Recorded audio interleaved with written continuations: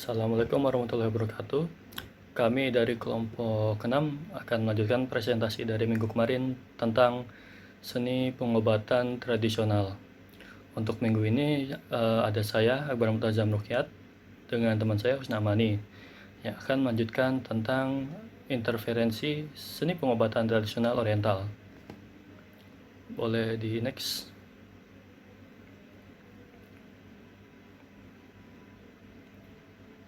Untuk penjelasan pertama akan dijelaskan oleh teman saya Husna Amani. Silakan Husna.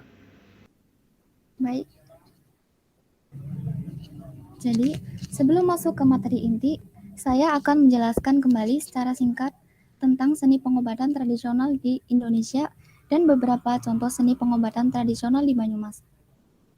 Berdasarkan dokumen dan artefak kuno, pengobatan tradisional Indonesia sudah berkembang dan dipakai oleh bangsa Indonesia baik untuk menjaga kesehatan, pengobatan, maupun mencegah penyakit. Pengobatan tradisional akhir-akhir ini telah menjadi perhatian para pakar kesehatan dan pengambilan keputusan sektor kesehatan. Pada level global, Organisasi Kesehatan Dunia atau WHO telah memberikan perhatian terhadap pengembangan pengobatan tradisional, terbukti dengan diterbitkannya pedoman praktis yang baik maupun pedoman penelitian dan pengembangan di bidang pengobatan tradisional. Untuk seni pengobatan tradisional Banyumas, yang pertama ada pengobatan pijat bakaran menyambah Parsina di Desa Dauhan, Banyumas. Pengobatan pijat dengan bakaran menyan merupakan pengobatan tradisional yang sampai saat ini masih dipercaya untuk kesembuhan sakit.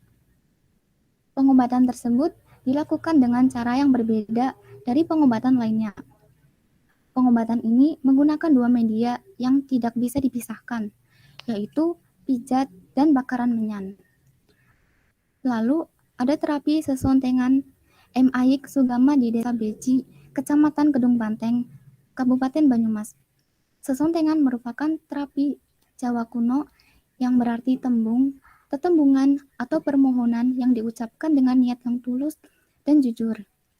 Komunikasi sederhana, esensi pada elemen-elemen kehidupan ini atas kuasa Sang Hyang Urip, Gusti Allah yang mempunyai kuasa atas kehidupan. Terapi sesontengan ini tidak menggunakan mantra doa atau apapun sejenisnya. Jenis terapi ini merupakan teknik penyembuhan dengan tepukan atau sentuhan halus pada bagian yang sakit. Diharapkan dengan terapi sesontengan tersebut, pasien bertambah keyakinannya bahwasannya semua penyakit pasti bisa sembuh asal mau berusaha dan berdoa.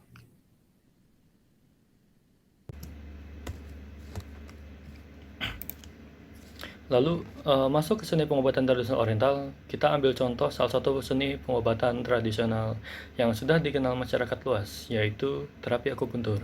Seni pengobatan tusuk jarum ini sendiri telah berkembang sejak zaman batu, sekitar 5.000 tahun sebelum Masehi di Tiongkok. Seiring dengan perkembangan waktu, seni pengobatan akupuntur tersebar ke seluruh penjuru dunia, termasuk Indonesia. Akupuntur dibawa ke Indonesia oleh perantau dari negeri Tiongkok. Lebih lanjut, pada tahun 1963, Departemen Kesehatan Indonesia melakukan penelitian dan pengembangan cara pengobatan timur, termasuk di dalamnya ilmu akupuntur. Lalu, hasilnya, atas instruksi dari Menteri Kesehatan pada masa itu, yaitu Profesor Dr. Satrio, pengobatan akupuntur disosialisasikan kepada masyarakat luas di Indonesia. Berikutnya,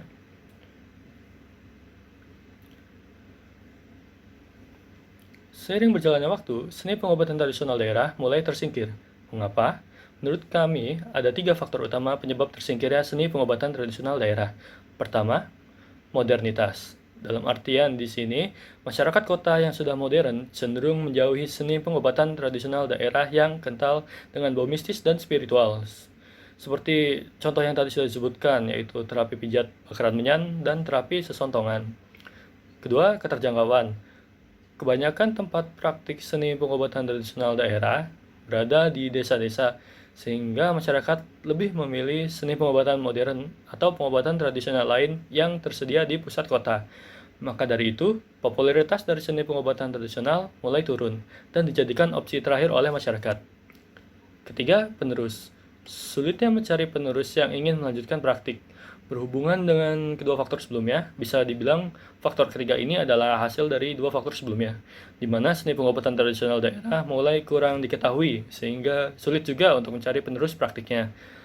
Tambahan tuh bukti dari faktor-faktor ini bisa dilihat kalau kita coba cari di Google tentang pengobatan tradisional daerah di Banyumas. Hasilnya mungkin kebanyakan menunjukkan pengobatan alternatif yang asing, seperti bekam atau akupuntur.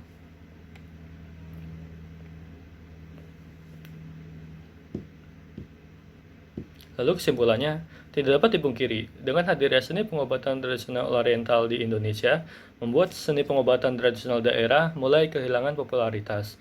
Akan tetapi, seiring dengan munculnya pusat pengobatan alternatif, seni pengobatan tradisional daerah masih bisa berkembang sejalan dengan seni pengobatan tradisional asing. Bisa dilihat kalau di pusat pengobatan tradisional itu menawarkan dua pengobatan yang tradisional daerah dan tradisional asing seperti bekam dan akupuntur.